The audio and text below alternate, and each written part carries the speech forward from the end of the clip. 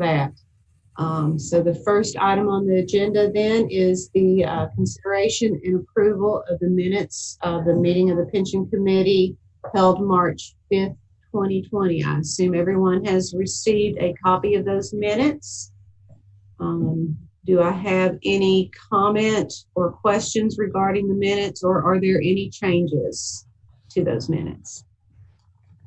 If not, do I have a motion for approval? So moved. All right, do we have a second?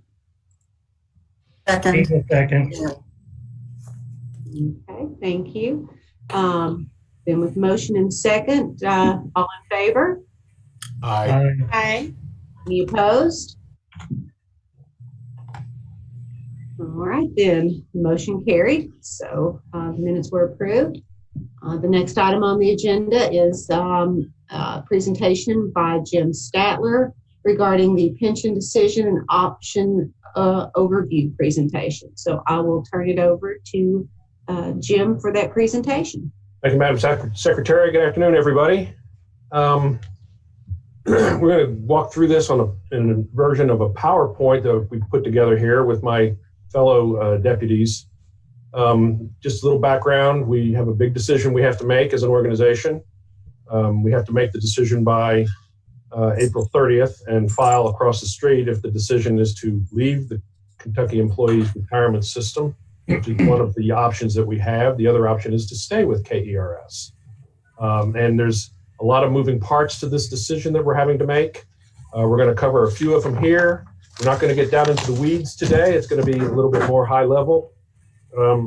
Hopefully we'll be lucky enough to reconvene in about 3 weeks with a little bit more of the nuts and bolts and numbers and some other stuff. But we wanted to get the committee up to speed a little bit on what we are working on and what the role of the committee is and some of the timetables that we're under to try to get this decision made and executed. So first, let's cover the role of the pension committee. There's 5 bullets on the schedule.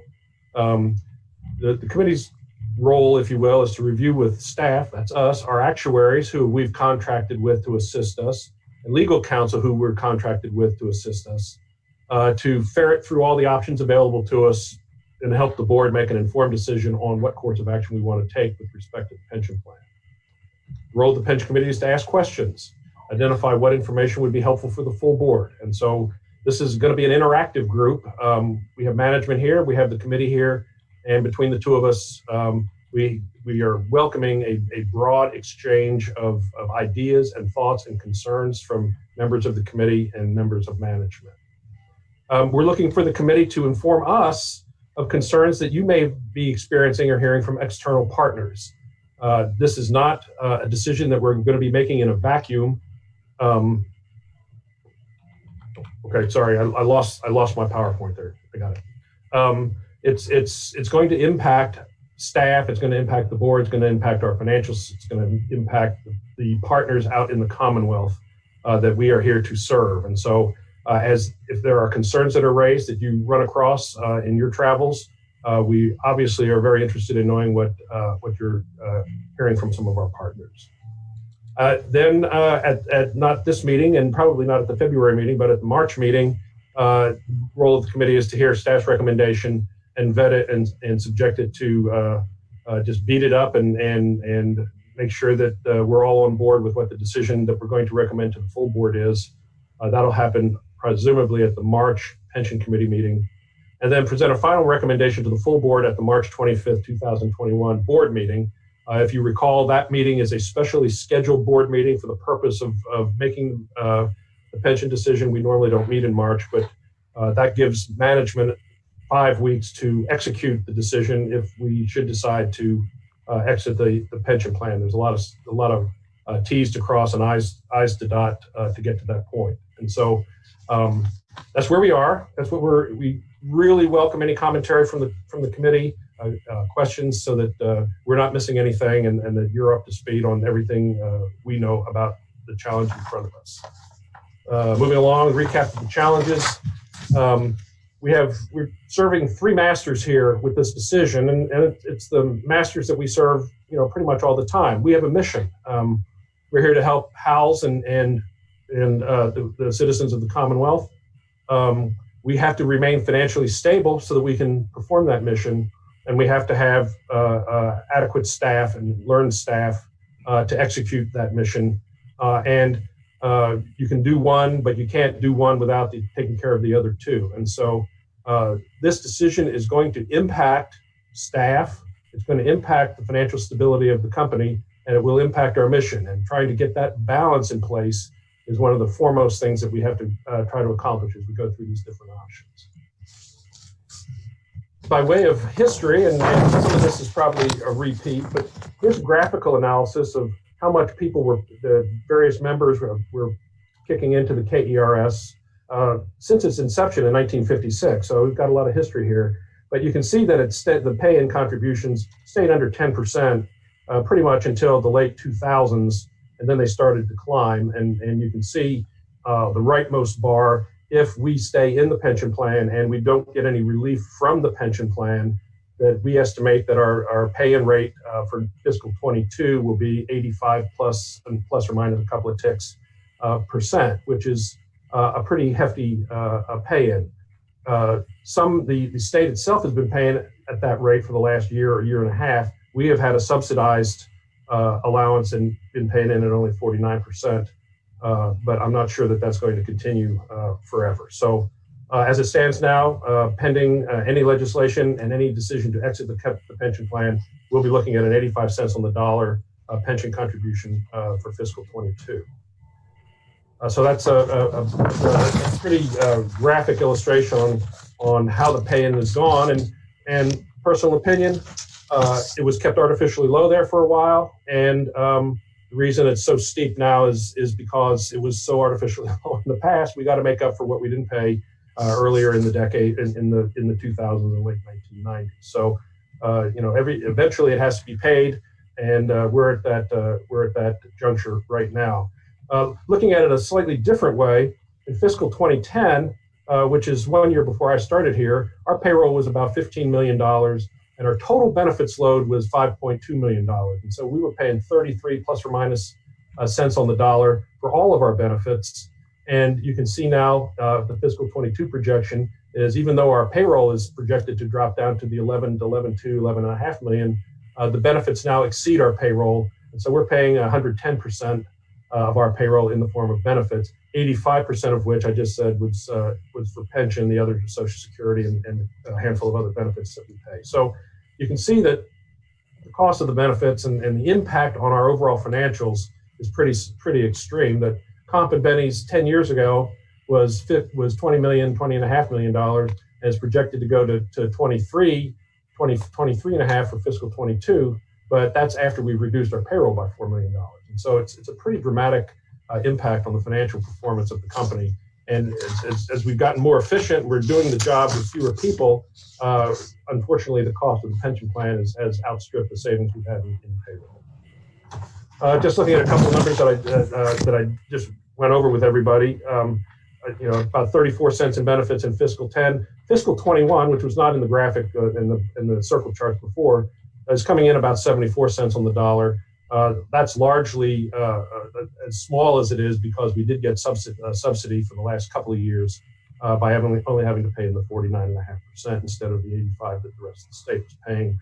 But again, the projected for fiscal 2022 is sitting at about $1.10 in total benefits. 85 cents of which is pension. The rest is benefits that we're paying. So it's a big decision. It's big numbers. And we're trying to ferret through the impacts in the near term as well as the long term. Switching gears a little bit, just wanted to make sure everybody is somewhat familiar with the different tiers that exist in the pension plan. As the pension plan got a little bit behind, the benefits were trimmed, and so we have tier 1, which is what I call the very rich plan that was in the Commonwealth from the beginning of time. It's very rich. If you work 27 years, you get the full benefit. It's a defined benefit plan, so regardless of how the investments in the plan perform, the employee is assured of getting a pension based on not the performance of the plan, but on a formula, which is a function of a percentage per year of service times years of service. And so it's a very, what I call a paternalistic type pension plan. It's common of pension plans of the 1900s, if you will, but it is puts the burden on performance of the investments on the plan sponsor and very little responsibility on the employee. In addition to the Tier 1, there is a fairly rich healthcare or health insurance continuation benefit into post-retirement that employees, again, if they work for at least 20 years, they get a very, very robust insurance benefit continuation. Tier 2, where the state General Assembly has first tried to lighten the load, if you will, on the state, initiated Tier 2 in, I think, 2008. That's what I refer to as a light version of Tier 1. The pension benefit, it's a defined benefit plan still, is not as robust. You don't earn the full pension after 27 years. You have to work a little bit longer. You have to be a little bit older to get the full pension instead of a reduced pension. And therefore, it was costing the state and the other members of the retirement system less to provide that benefit. It has a light version of the healthcare, post-retirement healthcare insurance benefit. And so it is kind of a middle of the road, but it's, again, a defined benefit plan. And then Tier 3, which was launched in 2014 or 15, I apologize for the exact years, but has most of the characteristics of a 401k plan, which a lot of people are familiar with. It's a defined contribution plan.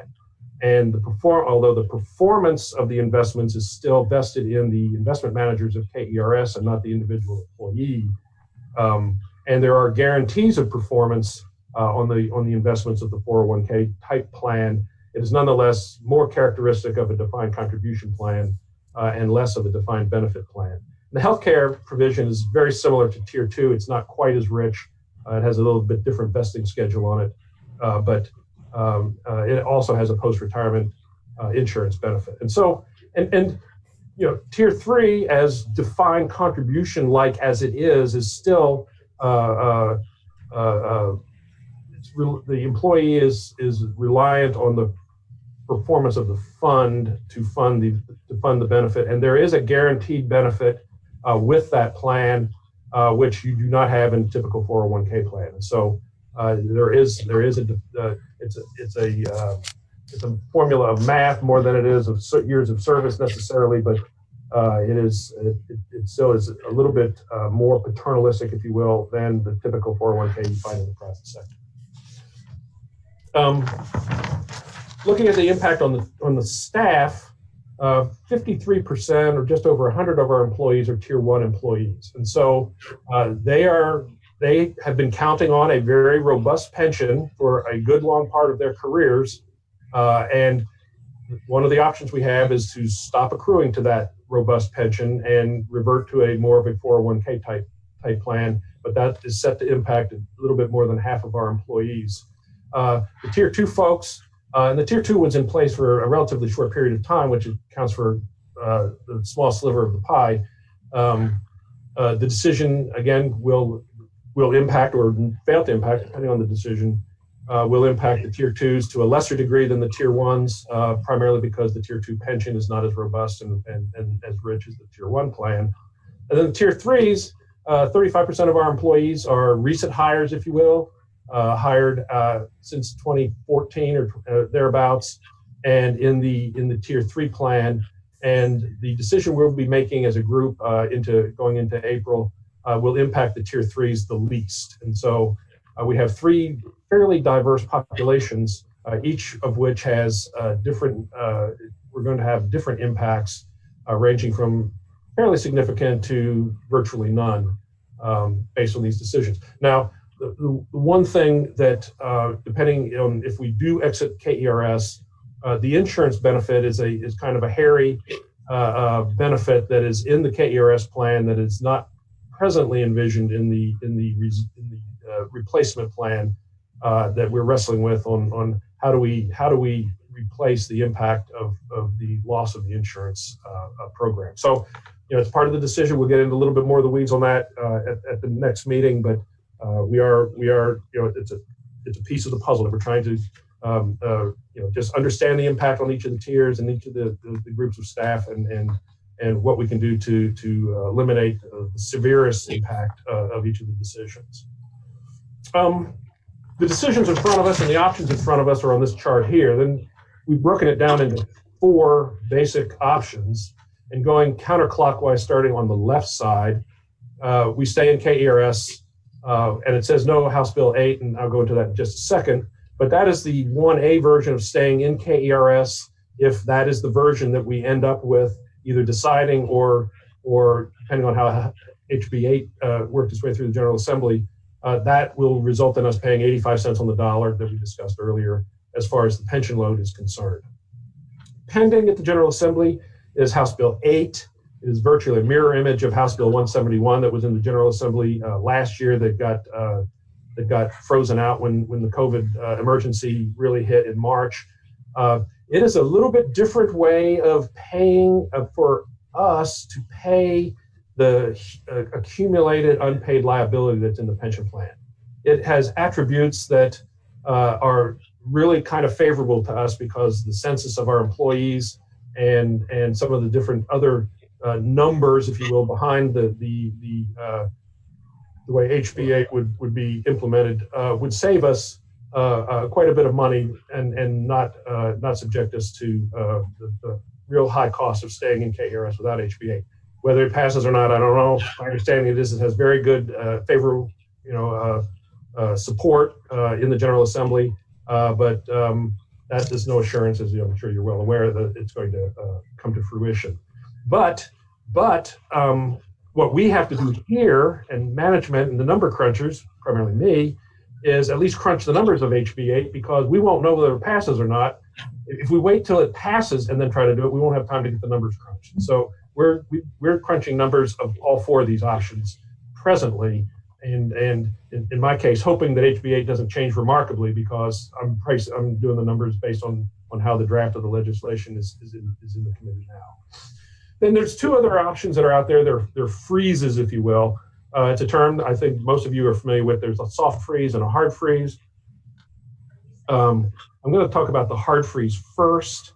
That is where we literally freeze the benefits of all 3 tiers right where they are, withdraw from KERS, and put everybody into the defined contribution plan that we've been discussing.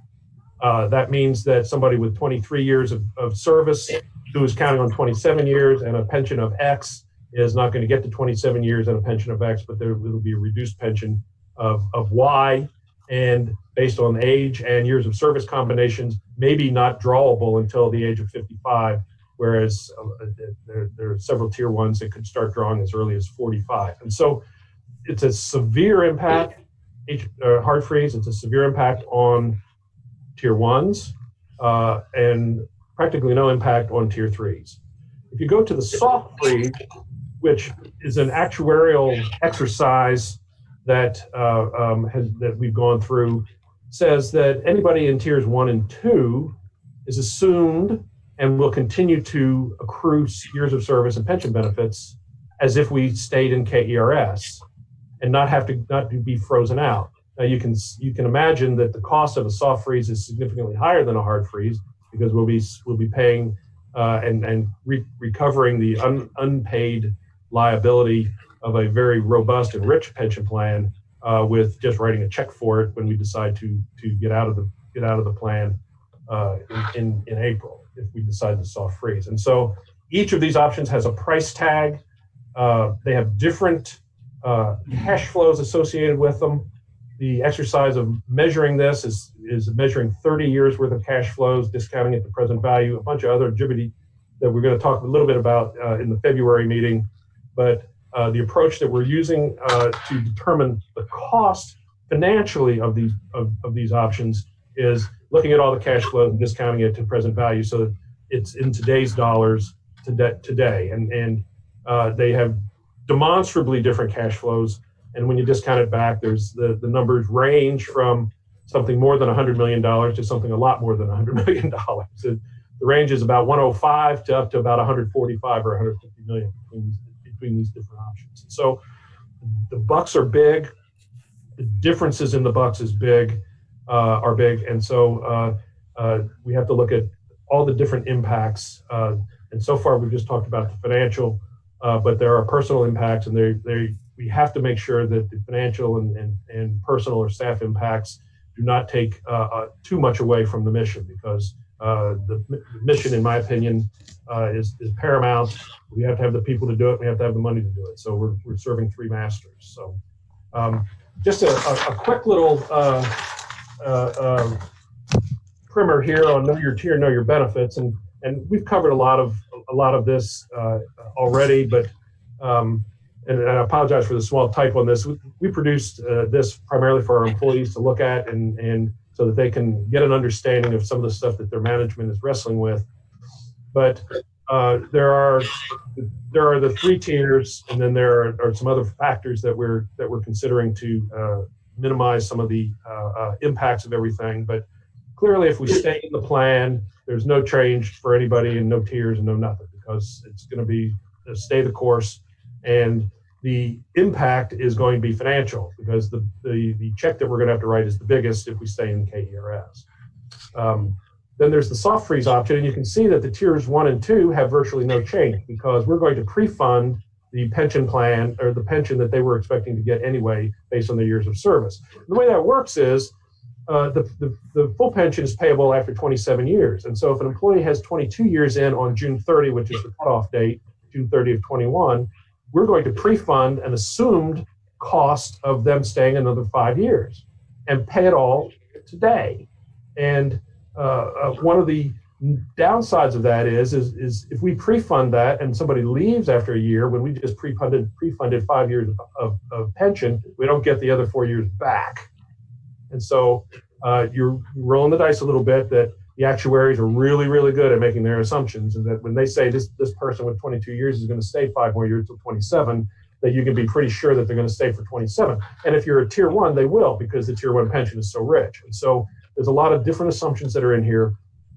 But basically, in the soft freeze, the tiers 1 and 2 will get their benefit as they have been counted on, since they were hired and was their personal plan. The tier 3s, however, will switch to a deferred contribution plan, and it can perform better than the tier 3 plan in KERS. It might perform worse.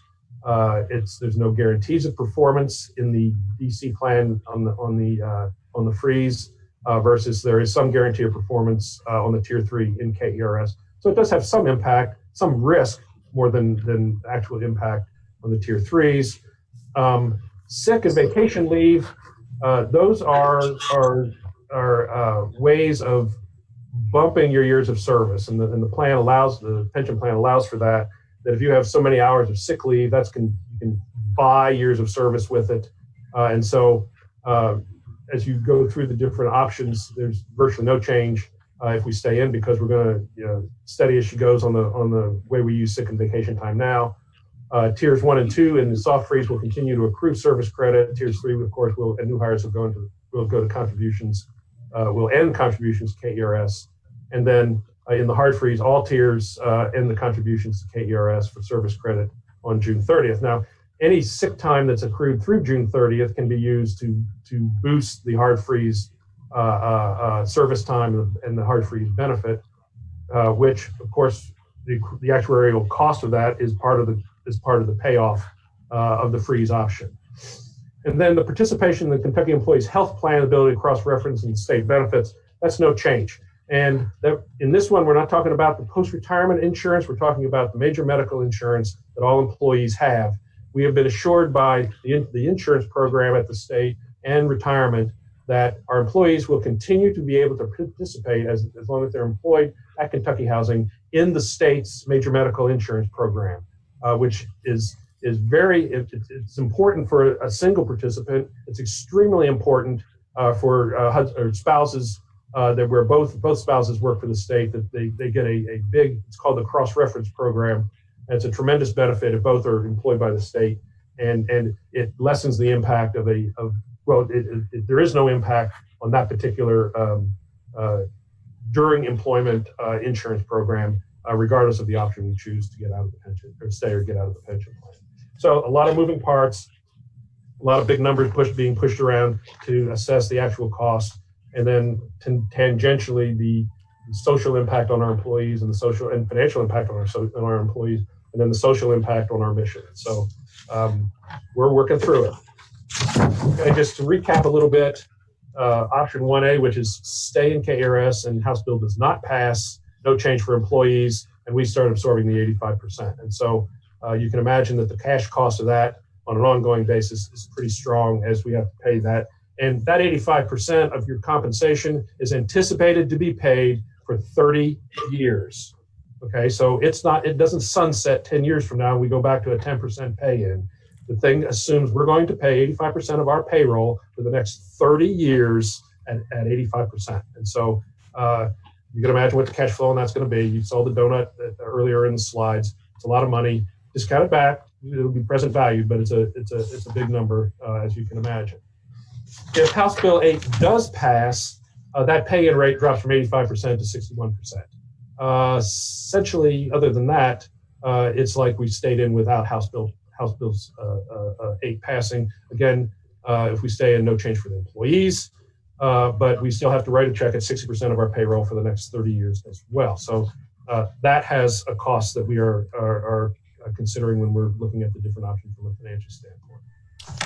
Option 2, which is exit with the soft freeze, and you can see where it's going to, where it does impact the tier 1s and 2s. They continue contributing to KERS, and so they will have payroll withholding as they do now, and pay the what I call the EE piece of their future pension costs.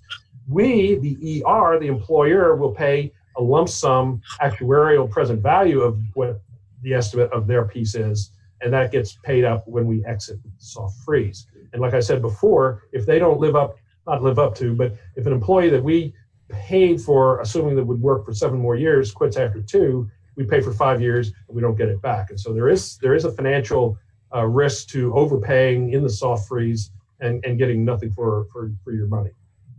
And that's what I'm saying. KHC prepays the employer contribution for the future service that the employees in the soft freeze are earning.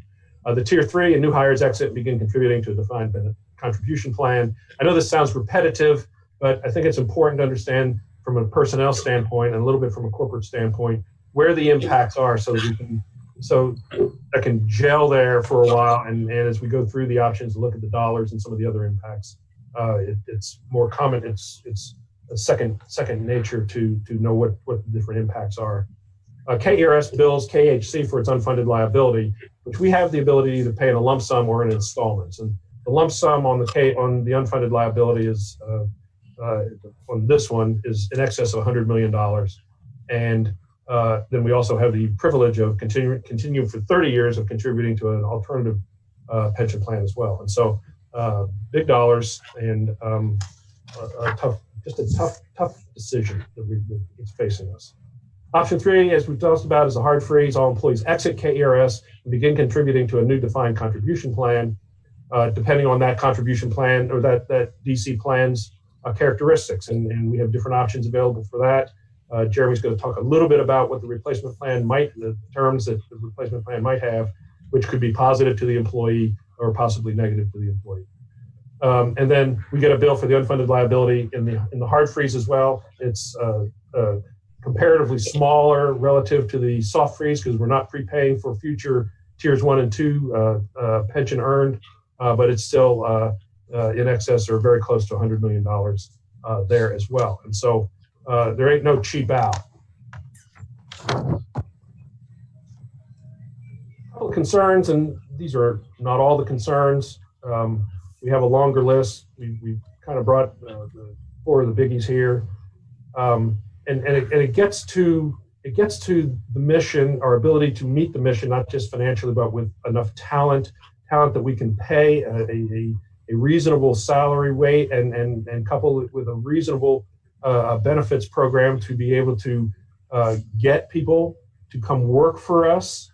It used to be, well, we're not going to pay you much, but we've got this dynamite pension plan. Well, we're still not paying too much, but we don't have such a great pension plan. So it's much harder to lure somebody to come work for us, and I'm sure the state's seeing the same thing, where the pay scales are not at the level the private sector is, but the pension and post-employment benefits are no better than the private sector. And so on a combined basis, it has become more difficult to recruit talent to a business at KHC, which is fairly unique. We don't have a lot of accounts payable clerks here. We don't have a lot of cashiers here. We don't have a lot of paper shufflers. We have people who have to understand how to administer federal programs and how to make mortgage loans and service mortgage loans, which is it's not a talent pool that you can just go out there and pluck 15 people out of when you need 15 people, and it becomes much harder if you don't have a good comp and bennies program to offer out there. And so we don't, if we exit, we don't want the talent we already have to leave to try to preserve their years of service. So if somebody's got 22 years in, they're 48, and they were planning to have 27 years at age 53 and retiring with a full pension, if we go to the hard freeze, we just cut that off. And so they have a couple options: put up with us or go work someplace else in the system. Okay, and so they can take their 23 years or 22 years of service and work at the transportation department and get 5 more years out, and they can retire with their full pension at age 53, just like they had planned coming in. If we exit with a hard freeze, they don't have that option. And so that would be their option with a hard freeze, that we run the risk of losing some talent. In the soft freeze, we don't have that much risk because we prepaid for those 5 years. Now they still have to work those 5 years, but they will still get that benefit and retain the ability to retire at 53 with the benefit. So if we stay with KERS, then recruiting can be problematic for the reasons I did cover. Comp levels not quite where the private sector is, and benefits level now hiring into a tier 3 as being equal, but probably no better than what the private sector is doing. Staying in KERS without HB8 carries significant comparable costs, and it's the same deal as staying in without it, except instead of paying 85%, we're paying 60%, 61%, and so it still has a pretty high cost of staying in. Or I said that backwards. If it's not HB8, we, instead of paying 61 with HB8, we pay 85%. You can imagine what 24% of our compensation adds up to in the overall bill. And one of the things that really is, difficult from a management standpoint, and it's difficult from an employee standpoint who's participating in these plans, is every year the General Assembly meets. I'm not being critical of the General Assembly. It's a huge task that they've got to try to get this pension thing figured out. We don't know what's going to come out of the General Assembly every year. We don't know whether they're going to get rid of the plan entirely. We don't know if they're, instead of paying 85% in 2 years from now, they're going to say, well, we're going to give everybody a break. You can pay in 20%. We're going to kick the can because eventually we're going to have to pay the 85 in future dollars, if not in present dollars. Or we don't know. And to be honest, I prefer that we just get this thing behind us. And staying in doesn't really get it totally behind us because we're still subject to the whims and fancies of the General Assembly. And going to our own plan, we acquire a different set of issues, but it's more in our control as opposed to third parties' control. And those of us who have been managing through the ups and downs and of the pension conversation, really if we could get an HB8 that really worked and could get the cost of it down just a little bit, HB8 is not a bad deal, except we're still at the risk of something else happening at the state level 2 years from now. And if the pension plans investments are doing great for calendar 2021 or fiscal 21, the numbers looking pretty good from July 1 on the earnings. But if they crap out and they have a loss, somebody's got to pay for that, and that comes in the future pay in, so the 85 might go to 95. And so there's just a lot of uncertainty on an annual basis going forward by staying in KERS. And so there are a lot of concerns. I say, I want to get this thing behind me. I'm not going to be working here that much longer, and I'm going to retire and try to draw from the plan. But I don't want to saddle, the future management of this organization for the next 30 years with a short-sighted decision today that could cause some problems going forward. And I don't have a crystal ball. I don't know what things are going to look like 10 years from now. But if I can identify, this is not a good thing to leave the future with, then and it's going to impact staff, financials, and mission, then maybe we don't want to make that decision. And so it's just a lot of moving parts. I just wanted to share all that stuff with you. That is the basics of the decision that's in front of us.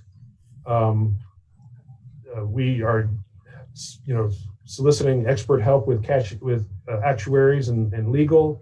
We're looking very closely at our overall comp and bennies plan to make sure that, number one, it makes sense, and number two, it makes sense insofar as being able to afford it, and it makes sense insofar as being able to retain and recruit talent, and with the overall objective of making sure that when it's all said and done, Kentucky Housing here is doing what it's supposed to be doing, and that's provide safe housing for those folks who need assistance in getting safe housing. And so it's a three-cornered hat, if you will, but we've got 2 months to figure out what we're going to do. I'm going to turn it over here to, and please ask questions. You can ask them now, ask them later. I'm going to turn it over to the defined contribution plan. I'm the number cruncher and different options from a financial standpoint. Jeremy is spearheading the replacement plan, if you will, that we do have to go to if we decide to exit KERS, either a hard or soft freeze.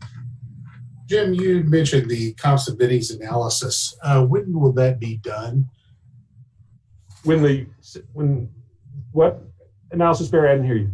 The comp and bennies analysis. Because again, the way we're going to look at this is we've got to attract talent. This is kind of the way I'm looking at this. If we take away something over here, we're going to have to add something probably over there to attract somebody. Because, other than Jim being locked at the desk and we're not going to let him leave ever, we're going to have to replace him. Yeah, your wife is actually telling me that we need to do that. That's beside the point. That discussion and analysis is already being done. We actually, and I didn't mention, in addition, we have contracted with compensation consulting firm to assist us in evaluating how far below the private sector is our compensation, and comparing that to how on par or better than the private sector is our pension plan. And it used to be, like I said, we used to pay not great, but we had a dynamite pension plan. Now we're not paying great yet, and so we're looking at our pay scales to make sure that when we come out of this and look at, what's the cash flow going to look like if we decide to go this route? Well, one of those cash flows is going to be how much more is our compensation going to be that we're going to have to pay to get the cheap out, lump sum cheap out on, let's say, the hard freeze. And so we've got to make sure that there's a good balance and it's an all in. And so, but staying in and not getting relief on the pension side, there's no money left to do pay increases. And so we know we're not competitive now with that structure. And so finding a good enough pay with a decent enough post-retirement benefit is already, my models that I'm running is, okay, let's increase overall compensation 5%. What's that do to the numbers? Let's increase it by 8%. Let's have a DC contribution match rate on the DC plan of 3%. Well, what happens if it's 5%? And all of those are different, have different results, and in future dollars and present dollars as well. And we're going to have to sit down and say, this one looks like one that we can be competitive in hiring talent with the private sector, and it's not going to bankrupt the company. Got to keep those plates spinning. Yeah. Got to keep those plates spinning. And Barry, this is Amy. Before Jeremy takes his turn on the defined contribution plan, some of you might be sitting there thinking, well, what about these poor employees, and are they being considered? That was a question this group had last year. So Let me just say that being basically the COO of the corporation, Jim and I know by person how much time they have in the system, who is very near a vesting cliff for the insurance or for an early retirement or they're 27. I mean, we've looked at these numbers now for over 2 years, and the folks that were at risk last year at this time are not the folks that are at risk this year. They've had an additional year. So I just want to reassure the committee that and you can ask me anything you'd like to know from the employee side. But as Jim showed a couple of slides earlier, in the fall of 2019, several of my staff, including my communications and marketing director, we branded a marketing effort, so to speak, toward the staff. And we basically said, know your tier, know your benefits. And we have an entire communications plan that started 2 years ago because we thought we would make this decision last year at this time, and we did not. So we've gone an extra year. In addition, we offered every staff member up to $250 to meet with a financial planner. We had very few folks that actually had to use that money because most first-time meetings with a financial planner are free. So we did have about 6 or 8 folks take advantage of that, but we had a whole lot more who met with financial planners and have continued to talk about their retirement and what happens if the corporation takes that hard freeze option. So right now, I'm pretty certain you could ask Jim, myself, or my HR director about any person in the corporation. We could tell you their tier, how close they are to their retirement, how much they've paid in, what their concerns might be. What we don't know, and this is what makes it a little more cumbersome as a decision, is if you purchase time, but we don't have that, you haven't told us, we don't know. So, some of the information we have for employees is a little bit of a guess, but I did want to just represent that side of it. Jim is giving you really the business side of the decision, which is the board's to make, but please feel free to ask me anything related to how we're handling this with the staff as well.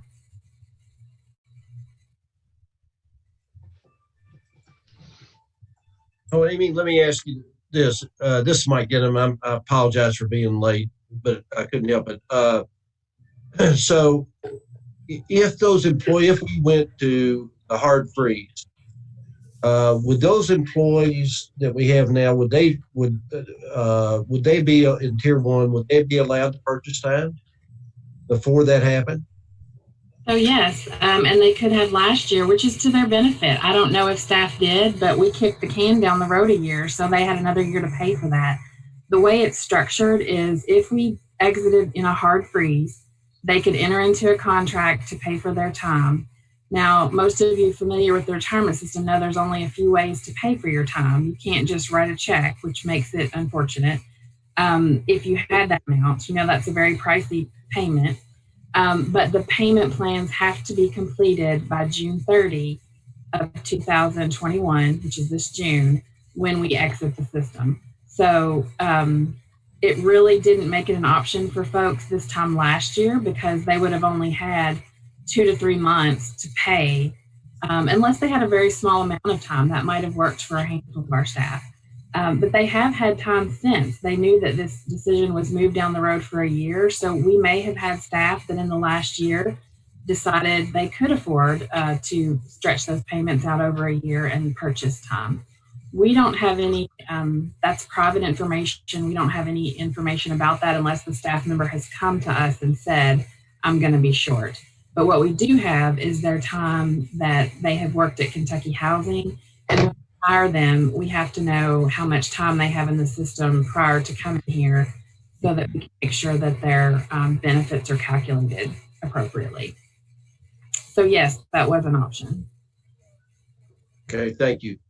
Jim, very well done, by the way. And just let me ask you, Sure. the cost of the difference between the hard freeze and the soft freeze is how much?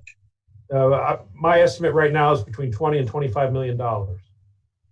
Present value dollars. So the soft freeze is going to cost us $25 million more than the hard freeze. Right. Have you got an actuary?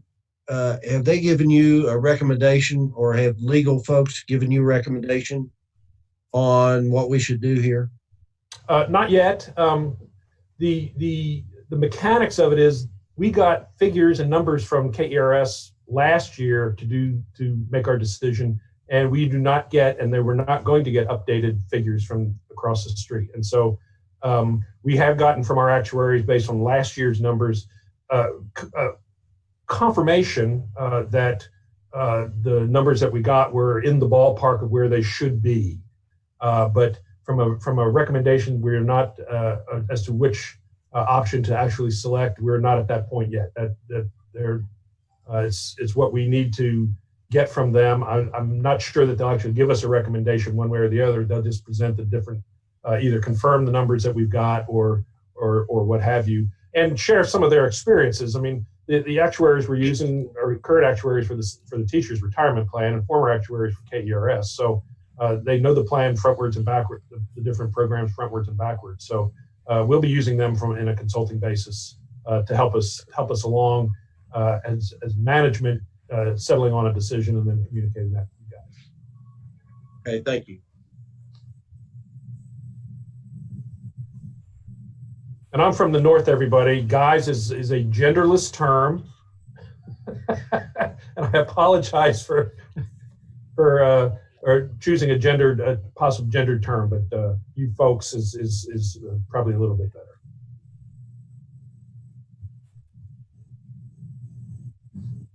Okay, if there are no more questions right now, I apologize. I did pretty well with the PowerPoint while Jim was speaking, and it's gotten off on me here. So I may have to unshare my screen for just a moment to get myself in the right spot.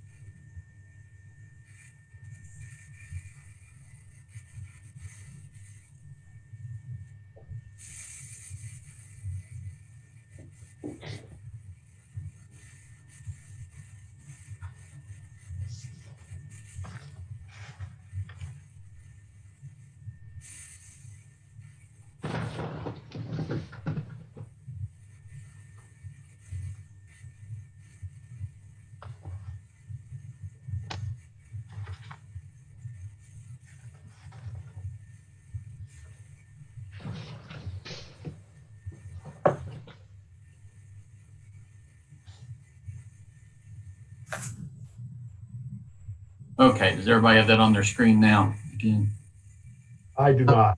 Not yet. okay.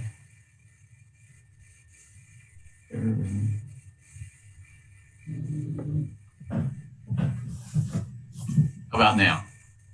Yes. Yes. Okay. Sorry about that, everyone. Okay, so as part of this, if the choice is made to exit the pension, whether that's a hard freeze or a soft freeze, KHC is required to provide an alternative pension plan for its employees. And the legislation requires that plan be such a plan that cannot ever have an unfunded balance. So in other words, it cannot be a defined benefit plan. So we would have to move into a defined contribution plan. Most people are familiar with defined contribution plans. These are 401k type vehicles. A 401k is a defined contribution plan. So it's a defined contribution in that the employee determines how much they're going to contribute in. The employer offers match or doesn't offer match. Typically there's a match offered, and that is the contribution that's going to go in. That's what's defined. The benefit that comes back out to the employee is not defined in a defined contribution plan. And so you have the risk of, as an employee with a defined contribution plan, you have the risk of the growth of the assets within the plan. So when you put that money in, you're banking on the investments made with that money being such that will produce a benefit for you when you decide you're going to retire and start drawing on that plan that can sustain you through your retirement. So that's the defined contribution plan. Fortunately, we made it pretty far down the path with this last year. So we and we being Jim and Lisa Barron and I had meetings with Deferred Comp, and that information was shared with the other members of the executive team. And we had decided that we settled on that we were going to have a defined contribution plan with Deferred Comp, Kentucky Deferred Comp, if that's the route that we go. There are a number of reasons for that, and you'll see some of those here as we go through this. So these are the requirements of what was House Bill 1 for the alternative retirement system, which is largely what I've already spoken about. You do have to offer one, and we have to have it adopted prior to exiting the pension CURS, if that's the choice. It has to be a defined contribution plan. It cannot be a defined benefit plan. That's really where that comes from. It must cover the employees that are not participating in CURS. It may be voluntary.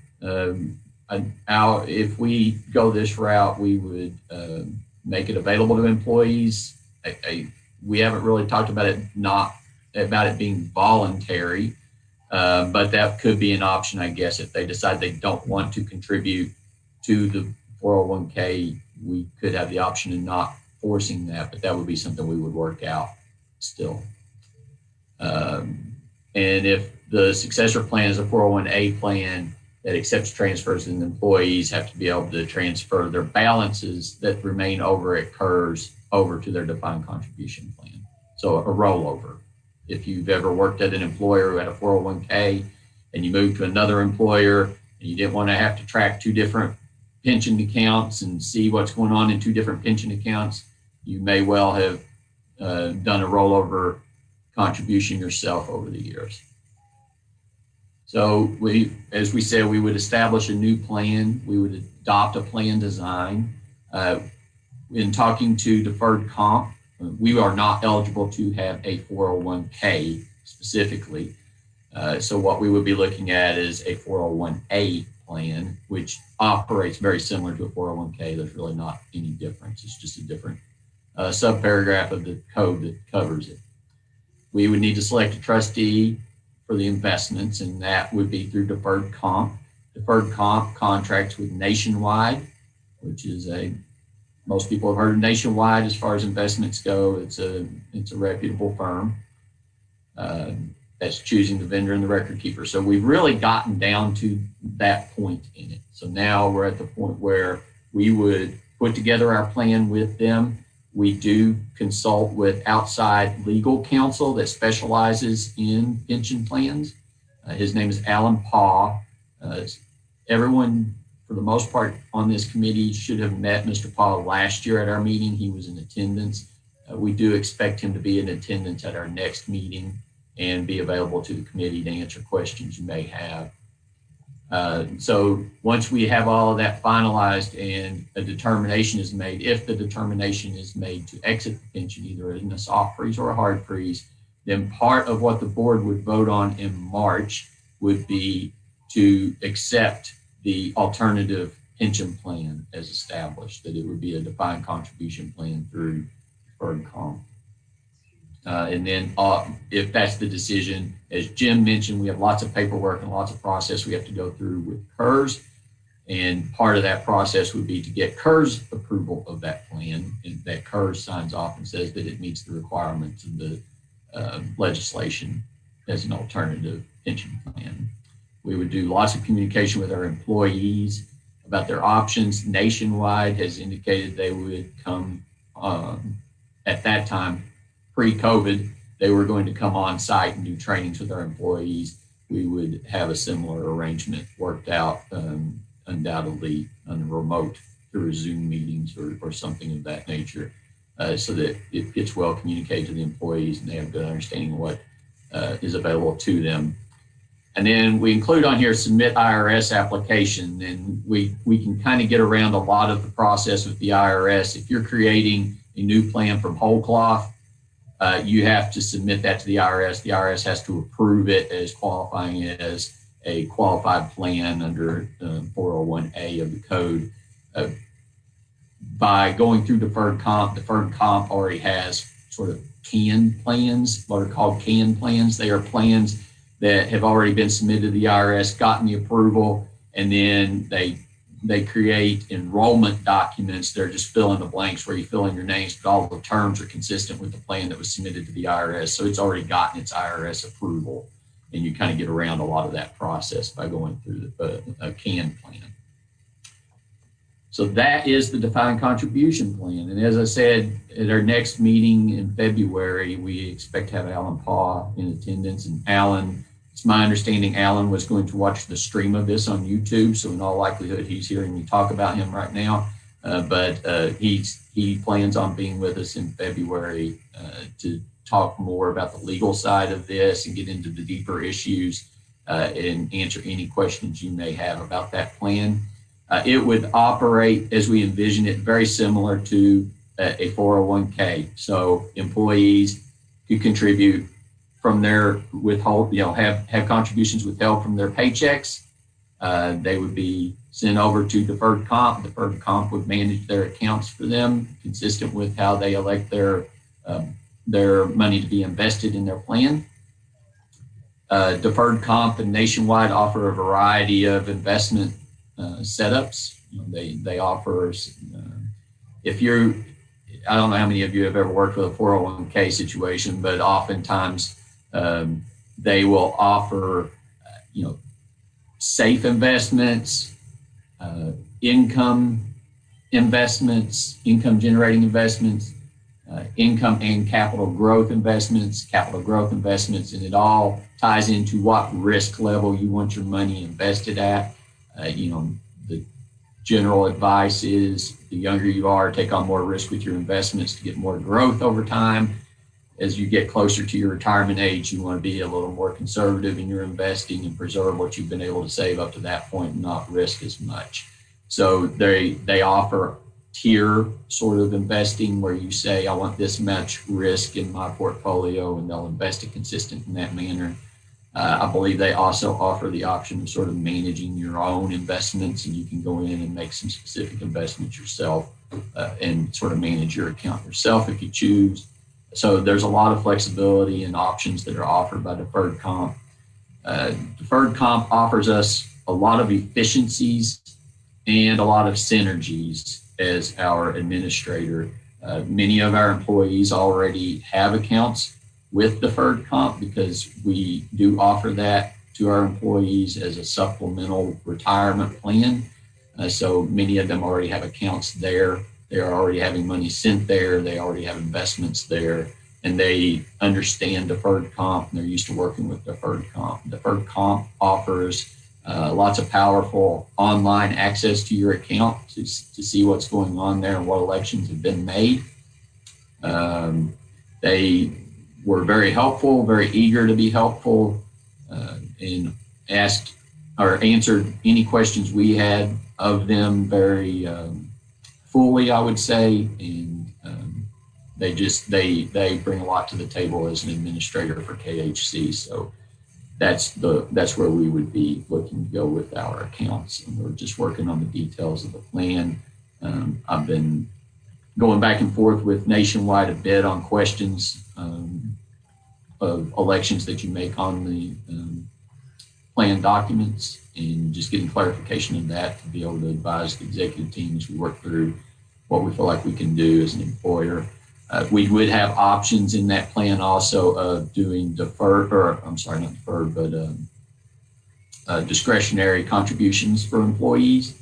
So those would be similar to, you may have heard of 401k vehicles where where the employer in the private sector is making profit sharing contributions into pension plans. KHC would have the option of doing something like that if they wish.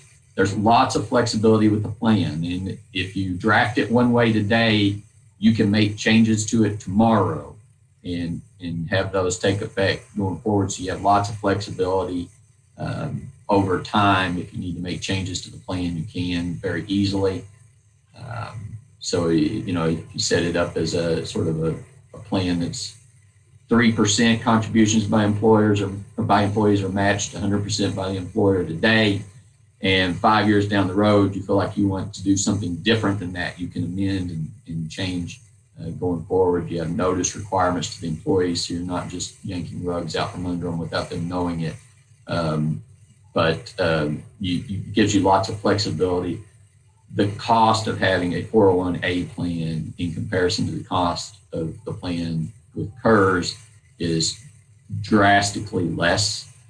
As Jim indicated, for fiscal year 2022, we're expecting around a 90% of payroll contribution over across the street for that plan.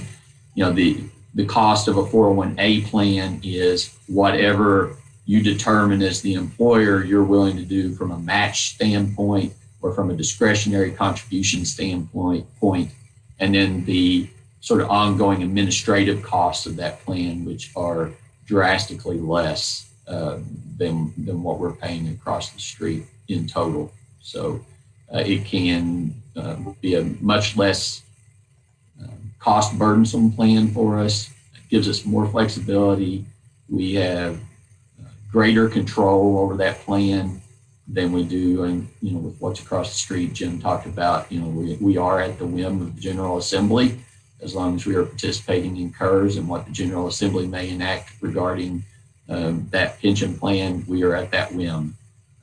In this instance, we control the plan. It's our plan. And as long as we aren't violating the tax code or any of those rules or ERISA or any of the employment law rules that encompass that type of a plan, we have discretion and we have flexibility and control over that. And we're not, subject to the whim of the General Assembly. So that's where we are on the defined contribution plan as an alternative. It is something that's being worked. Mainly because if the decision is that we're exiting in March, we don't have time from March to April to stand something else up. So we've got to be working on having something stood up in the event that is the decision that is made, so that we're ready to go and can have it in place to effectuate what the board may determine in March.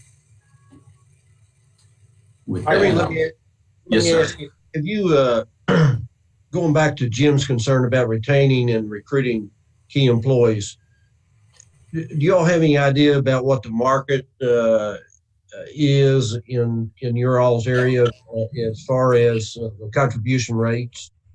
Is it 3%, 6%? Have y'all done any actuarial analysis on that? So what I can say about that is my past experience, I've had 401k. I've been under a 401k paradigm for the majority of my career. Prior to KHC, that's what I had in legal practice, and I was at a CPA firm. Generally, what I saw there was 100% match up to 3%. That's what I always had in the 401k environment. I can tell you what UK does because my wife works at UK, and they will do 200% match up to 5%. They've got a very rich defined contribution plan, and UK is not in KERS. They do not participate in KERS, so their pension plan is the defined contribution plan, and it's a very rich one. Frankly, that's the richest I've ever heard of being in the private sector or semi-private sector of double matching 5%. Now, when I was in private practice at law firms and CPA firms, I would get discretionary contributions that were profit sharing contributions at the end of every year that helped grow that fund for me as well. So that's what I can speak of as being out in the marketplace. Now, I've been out of that marketplace for, next month will be 6 years. So there may have been changes in that time, but that's generally what I've always seen and heard. And in speaking to nationwide and to deferred comp, that seemed to be what they still see out there in the marketplace, is that type of an arrangement.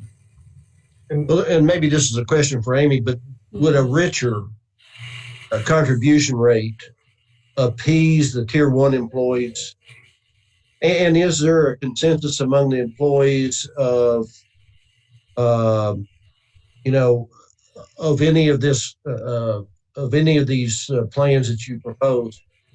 For example, between a hard freeze and a soft freeze, other than getting this thing behind us. I'm sure they all want to do that. But so, I mean, would a richer contribution help the move to a 401k?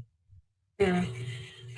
Well, the first thing I'll say, Chairman Denham, is that is a really good question about getting comps for what people provide to the defined benefit plan. So we will talk to our compensation analyst about that. We are contracted with Hannah Resource Group.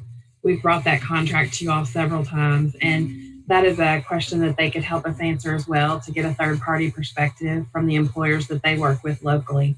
So let me get that information, and we'll have that for you all in the next meeting. The second thing I'll say is retirement is very personal, and everybody is in a very different position. So we have some folks who are very near a vesting cliff of the 20 years, and they're a tier 1, and they're, I don't know, a year away from getting their health insurance in retirement, or they might be 10 months away from hitting their 27. But if you talk to them, they are very dedicated and want to continue to work at Kentucky Housing Corporation. So without telling them anything more, we have some folks like that who say, it doesn't bother me if I want to go back in system and make up my year or my 10 months at some other point, that's fine. But I like the work I do. I like the mission. I like my supervisor and my coworkers. So we've got that set of folks. And then we've got a set of folks who look at it more as, well, this is my opportunity to go ahead and retire and then come back into the system because I'm fairly young. So we have that set of folks who are just seeing this as maybe an opportunity. And then we have the set of folks who are really nervous and concerned about their retirement benefits. And they're the ones that have not been looking at their tier over the last 2 years and have been not looking at their benefits and then just hoping that KHC was going to make the decision to just stay status quo. And so now they're looking at it and saying, you know what, I am 10 months away from my 27, or I haven't hit my 20 for my health insurance. How is the corporation going to help me with that? And so that is what Jim and I are talking about now. Like, what can we do? What could we do? We've been talking about it for a year and a half. And as Jim firms up these numbers with the actuaries, we will be able to more clearly see financially, I think, if there is something that we could do either in the new defined contribution plan or for employees currently in terms of their salary that might help them stay. We know we're going to have turnover. So the second part of what we're doing and have been doing for the last 2 years is we have a very robust succession planning process in place, whereby we know who is in this retirement range for the next 3 to 5 years, which of them are in positions that we would determine are critical, and which departments have too many of those positions to handle turnover all at one time. So we'll be managing, from my perspective and my staff's perspective, we'll be managing this whole pension decision in multiple ways. It won't just be trying to retain the folks that need to be retained.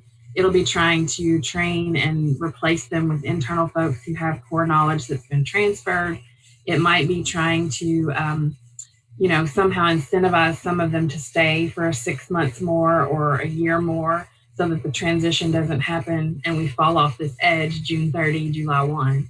So I know that's more than you asked, but I do think your first question is a good one, and we should talk with the compensation consultants and just get their perspective about the cost of the investment for the defined contribution plan and see what's typical and what are comp. Thank you, Amy.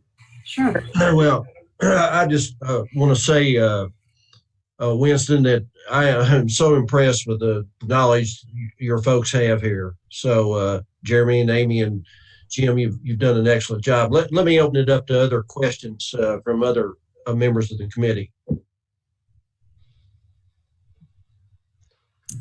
While folks are formulating their questions, let me just say, Chairman, thank you for your compliment of the staff.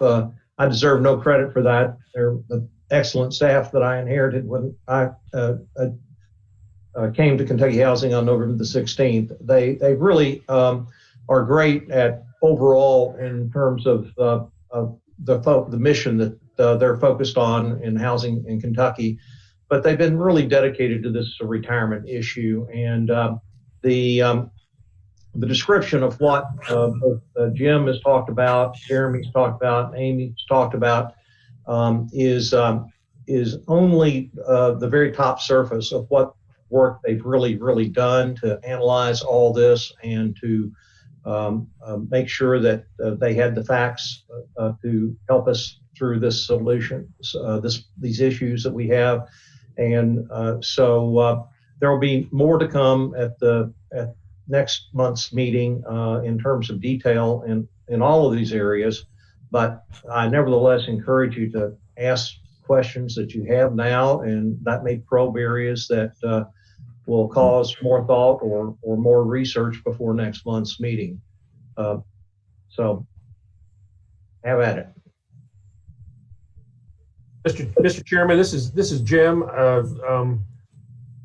There's a couple of embellishments, I think, on a few things, and your question about are we limited to 3% pay-in or 5% pay-in or 8% pay-in, and Jeremy alluded a little bit to it. We've been paying 49%, and it's been hitting our budget every year now for the last 4 or 5 years, and so an ongoing plan of 3%, we're going to be saving, so to speak, 46%. Now we're going to write a big check up front to be able to save that, but the running rate will be much smaller and will give future management of this organization much greater flexibility on how to manage the comp and Benny's combination going forward.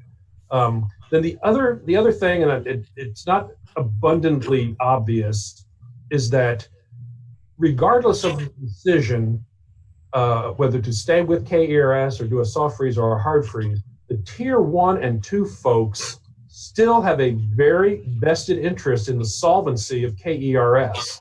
Because when we do the freeze, we're not pulling their actuarial value of their account and putting it into their defined contribution plan.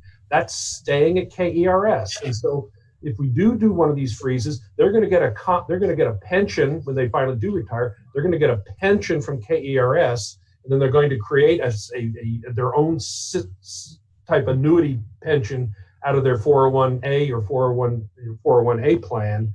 But they still have a very, very vested interest in the solvency of KERS, because that's where somebody's got 23 years in, has the bulk of their, that plan has to be there to pay that defined benefit. And so, yes, switching out might give them some ease as far as what they're going to be contributing or paying into going forward if we do a hard freeze in particular, but they're still going to want to make sure that and pay attention to how the resolution of the pension plan is. And I can assure you that if we pay a hard freeze or a soft freeze lump sum or pay into that thing, that better be there, because we're prepaying all the stuff they're going to be paying out for the next 30 years to our employees. And so I'm going to have a vested interest, and I'll be long gone, but my point is that there's still going to be an awful lot of, I'm not going to say risk, but there's going to be a lot of necessary interest by successive management teams here to make sure that plan stays as solvent as it just stays solvent, so that our employees and our retirees will be assured of getting those pensions. Well, thank you for that. And I will tell you, in regard to full disclosure, I went through this here several years ago, and we switched from a defined benefit to a defined contribution plan. And I will have to tell you, it was very, very painful. In fact, there were a couple of people who never did forgive me for it. But on the other hand, those folks that are now in the 401k would not give up their 401k for anything. So, there's just a lot of different ways to look at this, and it's a tough call. And I don't envy you folks. It's tough. So, okay, other members with other questions.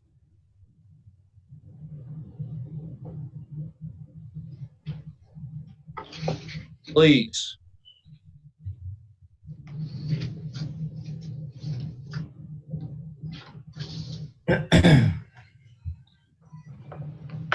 Winston, if we don't have any other questions, Jeremy, you or Amy or Jim have anything else? or Winston, do you have anything? I don't think we have the next item on the agenda, and that's for Jeremy to call, but or for actually you to call, Chairman, is items from the committee or staff that are not on the agenda. I'm not aware of anything that falls into that category. Okay. We do need to set a time and date for the next committee meeting, right, Jeremy?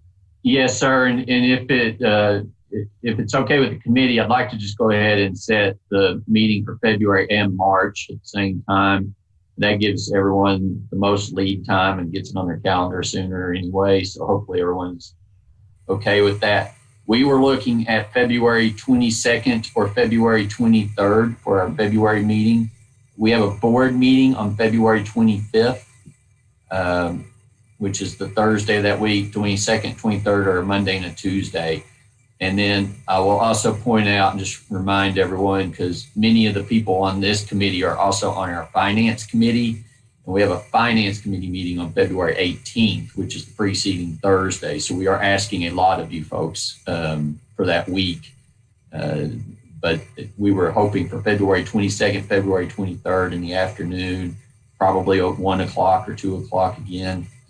I mentioned earlier in this meeting, but that meeting is one that we would expect to go into greater detail with things, and it may be a little bit longer meeting than this one is. So we would also plan on some outside parties being available at that meeting for questions too. So at what board meeting do we need to make this decision, Jeremy? Is it the March 25th meeting is when we expect the board to make the decision. And so for the March meeting, we were looking at March 18th, which is the preceding Thursday. It's 1 week in advance.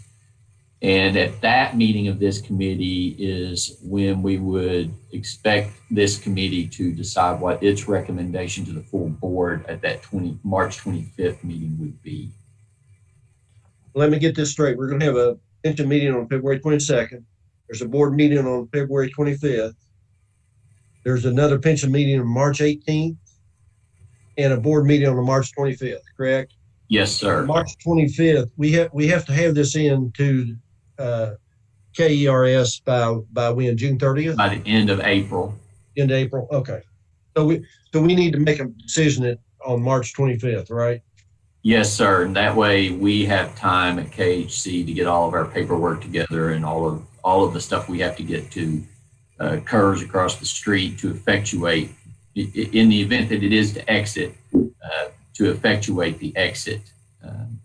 That would give us time to do that. Okay. Do you know when the last day of session is, so we know that whatever the results of HB8 may be? It depends on the calendar, but I would imagine March 30th. They'll come back 2 weeks. Sonny dies the 30th. April 15th, right? Sonny died the 30th? Yeah, I got it in front of me. Okay.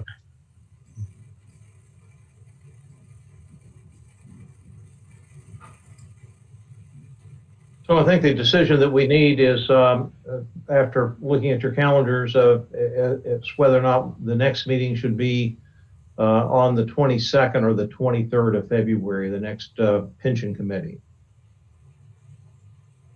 So February 22nd is, what day is that? Is it? That's a Monday. Does that work for everyone? February 22nd, Monday? Yes.